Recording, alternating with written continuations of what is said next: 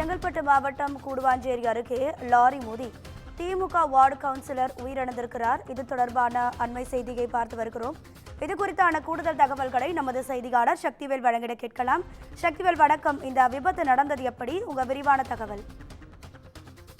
நிச்சயமாக வணக்கம் ராதிகா. செங்கல்பட்டு மாவட்டம் கூடுவாஞ்சேரி பேருந்து நிலையத்தில் இருந்து வடபழனி நோக்கி மாநகர பேருந்து ஒன்று சென்று கொண்டிருந்தது. அப்போது சீனிவாசபுரம் சிக்னல் அருகே மாநகர பேருந்து யூ டர்ன் அடிக்கும் போது சித்தாம்பூரில் இருந்து எம்சாண்ட் மணலை ஏற்றி கொண்டு பல்லாவரம் நோக்கி திருச்சி சென்னை தேசிய நெடுஞ்சாலையில் அதிவேகமாக வந்த டிம்பர் லாரி ஒன்று அரசு பேருந்தின் மீது மோதியது. இது தொடர்ந்து தறிகெட்டு ஓடி சாலை ஓரமாக உள்ள ஏடிஎம் குள் புகுந்தது. இந்த விபத்தில் அந்த ஏடிஎம்மில் பணம் எடுக்க வந்த கூடுவாஞ்சேரி நகராட்சி 24வது வார்டு திமுக கவுன்சிலர் 45 வயது மதிக்கத்தக்க ராம் பிரசாத் மீது மோதியது. இதில் சம்பவ இடத்திலேயே அவர் உயிரிழந்தார். மாநகர பேருந்தில் பயணித்த ஒரு சில பயணிகள் லேசான காயங்களுடன் உயிர் தப்பினர்.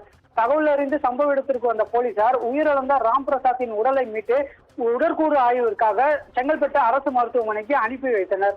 மேலும் விபத்து ஏற்படுத்திய லாரி ஓட்டுநரை சம்பவ இடத்திலிருந்து தப்பி ஓடிய நிலையில் அவரை போலீசார் வழக்கு பதிவு செய்து தேடி வருகின்றனர். இச்சம்பவத்தால் திருச்சி சென்னை தேசிய நெடுஞ்சாலையில் பெரும் பரபரப்பு ஏற்பட்டது. ராதிகா,